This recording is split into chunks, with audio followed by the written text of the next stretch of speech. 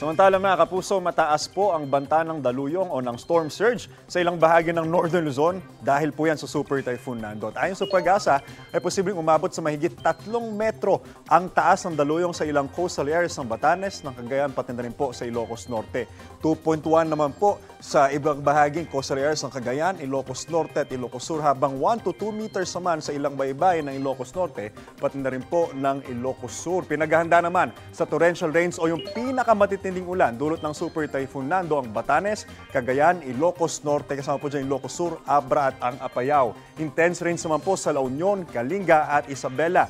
Heavy rains o malalakas na ulan na posibleng maranasan ngayong araw sa Pangasinan, Benguet, Mountain Province, Ifugao, Nueva Vizcaya, Nueva Ecija, Tarlac, Pampanga, Bulacan, pati na rin po sa Zambales. Magiging maulan din ang lampang bahagi ng bansa dahil naman po sa hanging habagat. Intense rains ang maaaring bumuhos sa Occidental Mindoro at ayon po yan sa Pag-asa. Habang heavy rains naman po dito sa Metro Manila, Bataan, Cavite, Batangas, Laguna, Rizal, Oriental Mindoro, pati na rin po sa Palawan. Doble ingat po tayong lahat mga kapuso. Ako po si Anjo Pertiara.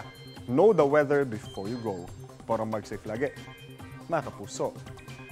Kapuso, huwag magpapahuli sa latest news and updates. Mag-iuna ka sa balita at mag-subscribe sa YouTube channel ng GMA Integrated News.